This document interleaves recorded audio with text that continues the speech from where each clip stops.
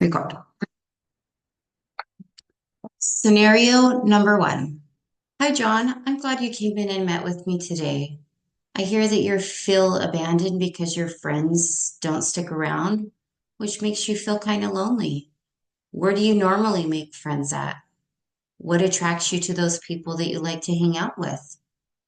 What qualities do you have that attracts them to you? May I share an observation? I observed the first time that you met with me that you seemed kind of disinterested and maybe even hesitant, even what others may call cold, because maybe you didn't want to talk with me. At least that's kind of how I interpreted your body language and how you used your words.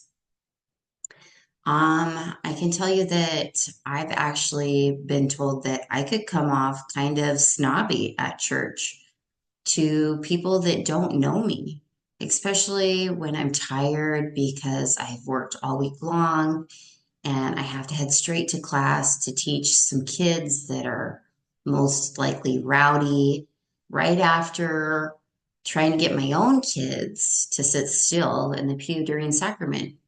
So sometimes people can perceive us and make assumptions on how we are. And so I learned that showing people through our behavior and through our words is really important of what kind of people we are. So I've learned that you are a caring person and you're kind, but that first time I met you, I perceived something entirely different. So it might be beneficial for you to open up and allow others to see how amazing you are instead of staying closed up um, and not speaking up, or maybe watching what kind of tone you have with your voice. Um, I've learned that sharing experiences, self disclosure, is also a really great way to help build friendships. And then maybe they'll want to come and hang out with you and stay there longer. Scenario number two. So, Betty, you mentioned that you're struggling with some self confidence. I want to let you know that a lot of people I see actually struggle with this, and you're not alone. In psychology, we actually study over lots of different ways how our brain interprets how we perceive ourselves around people, how we think others might perceive us, and how we should interact so people will accept us, and so forth. That's kind of a lot of thinking that our brain does. I bet these thoughts go through your brain a lot, huh? One way people might perceive how we feel about ourselves is our body language. I notice that you fold your arms often and you have a harder time making eye contact. Have you noticed this at all? Yes, I thought you may have. Even how we speak or initiate our conversations are ways that people may perceive how confident we are. But I don't really want you to worry so much about how people perceive you. I want you to worry about how you actually perceive yourself. If you don't feel confident, then you're not going to exhibit confident behavior. One way to do this is by practicing and studying how to have self-confidence. There's some really great books out there. One of them is called The Six Pillars of Self-Esteem. This helps teach you how to build self-confidence from the ground up. So that's with you. Another one is how to have self-confidence and power in dealing with people. Do you think you would be interested in any of these books? Great. I know this will be a big start to a confident new you.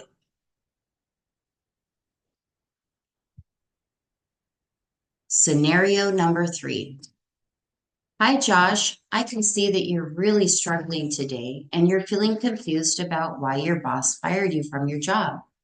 You mentioned that he told you that you're having trouble focusing and following through. How have you been doing with school lately?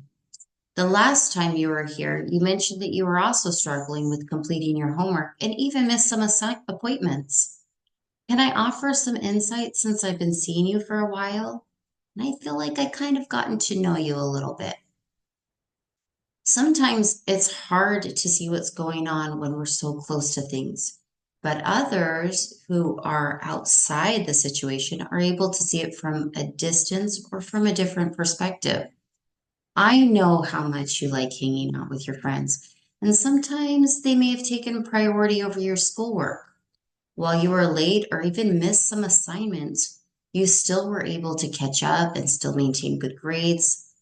But sometimes we build habits without even knowing it. And while it may seem like your teacher allows these things and it doesn't hurt your grade so much, that creates a habit or a pattern that crossovers into your other areas of your life, including your work.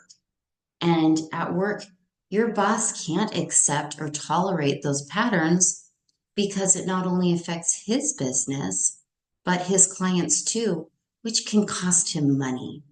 So I know that you have great qualities and you're a hard worker, but if you don't recognize those toxic patterns now in your own life, then you aren't able to make those adjustments to help you later. This is why I want you to help you to recognize this right now instead of later on down the road when those habits become harder to break. Does that make sense? Scenario number 4. Hi, Johnny. You think your teacher hates you and sees you as a problem, but you don't know why. That's kind of tough, huh? I don't think your teacher hates you. Hate is kind of a really big word. But I've noticed since you've been here, you have a hard time kind of sitting still, huh? And while you're talking to me, you have a lot of great things to say and a lot to say, don't you? Are you like this at school? Do you talk to the other kids while the teacher's talking? Do you think that could be kind of distracting to either the kids or maybe even the teacher? Yeah, it kind of sounds like not so much the teacher has a problem or hates you, but maybe that it's hard for her to be a good teacher when you're talking so much and having a hard time staying still in the seat. Now, what if I was the one that just kept talking and I just kept talking so much and then I was over all the, is that kind of hard to, is that kind of hard to pay attention if I'm talking too much and to try to understand? What if I was jumping around the room? That'd make it really hard for you to pay attention to me, huh? So when we're at school, it's really important for us to try to help the teacher to be the best teacher she can be because you want to learn and to fill your brain with good things, right? So what I think would be a great idea is if you would be interested in working with me, maybe we can figure out how we can take all that information that you have in your brain that's just so much and so amazing, but just wants to be way out here and maybe help it to stay in your brain a little bit for while you're at school so that your teacher can be the best teacher that she can be. Does that sound like a good idea? Awesome. I like it. Scenario number 5. Hi, Jen. I can tell that you're really upset about your relationship with Paul ended. I know you really liked him and you felt frustrated that he ended the relationship only after dating for a month. Did he express to you why he ended it? I've noticed that you've dated several people this year and it's ended only after a short few months each time. Because I'm your friend, would you be open to me sharing about some books that I've read recently that I think would be really helpful? So I recently read this book, How to Avoid Falling in Love with a Jerk. And I think it could be really helpful to you because it talks about how to avoid forming attachments too quickly and trying to get to know a person before investing too much emotionally and physically into them. Yeah, I know that kind of sounds a lot like that would be helpful for you. I was thinking about you as I read it because I know you really like to invest in a person when you date them. And because you like them and want to share that part of you with them, but it does create attachments really quickly. And so when you break up, it just hurts so much. So the other book is Five Love Languages. And I thought you'd like this one because I've noticed that that you really like to spend a lot of time with them, like you like every day and maybe like on the weekends all day. And um, that's one of those love languages, quality time. So that would be you. Like it to you, me spending time together is so important, but that's not everybody's love language. And so somebody whose love language is like service, if you want to spend quality time with them all the time, it's almost like you're smothering them too much with your time. So learning how to develop those attachments and then learning their love language style could actually be really beneficial for you as you try to navigate another relationship.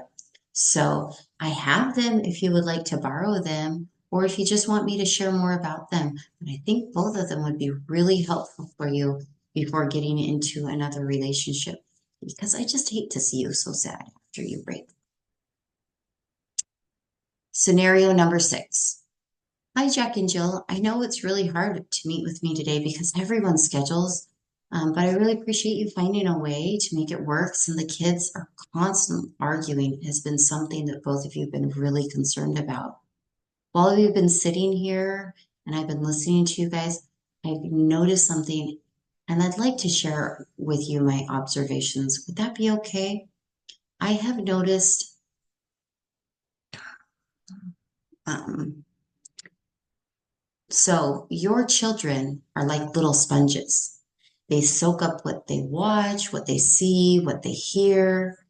And through research, we've been able to determine that children who watch violent shows will act more aggressively, while those who watch shows about kindness will behave kinder.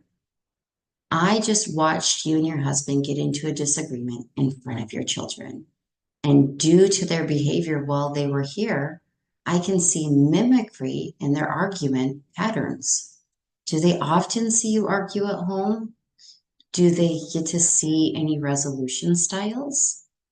So it's really important to remember that both you and your husband are the biggest mentors that your children will ever have. And the patterns that they have in their communication, their they will pattern their behaviors, their beliefs after what they learn from you. If you want to teach them better, to be better communicators, then you need to show them how to be better communicators through your own example. And so if you need help with that, I can certainly help you with that, to help you to resolve your disagreements and to use eye patterns and to learn to listen. So if that's something that you'd be interested in, I'd love to help you with that. Scenario number 7. Carter, I hear that you want to figure out why your other roommates don't like to hang around you. And you get frustrated. Carter, I hear that you want to figure out why the other roommates don't like to hang around you and get frustrated at you easily. I know that you overhear that you get on their nerves and that you're really distracting. I honestly think it's really great that you're asking me what you can do to improve your relationship with them, because honestly, it would make everything a whole lot easier if we could just get along better. And and really, aside from some quirks, you're a really cool guy. So some of the things I've noticed is that you have this nervous energy.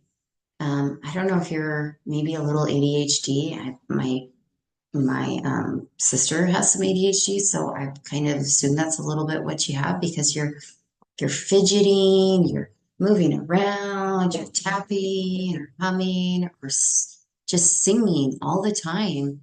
And this can be just distracting and kind of really annoying after having a long day at work, or or being at school all day and just wanting to come home to our apartment and chill, you know? So, um, it's like after all that, we just need a mental brain break, and that's kind of what we need. And so, if we have to cram for an exam and you're like tapping your pencil on the table or tapping your foot, it makes it really hard to concentrate and even makes it even harder when honestly you're not aware of it. So, something that I think would be really great to improve your relationship with the rest of our roommates is if you'd be open to us just telling you when you're doing this so that maybe we can help you break your habit, or if you need to go to a different room, or maybe like if it would help to get a fidget toy that's kind of quiet. Just we're open to anything. Like, I'm so glad that you came and talked to me about this because now maybe we can resolve it. That'd be awesome. Thanks.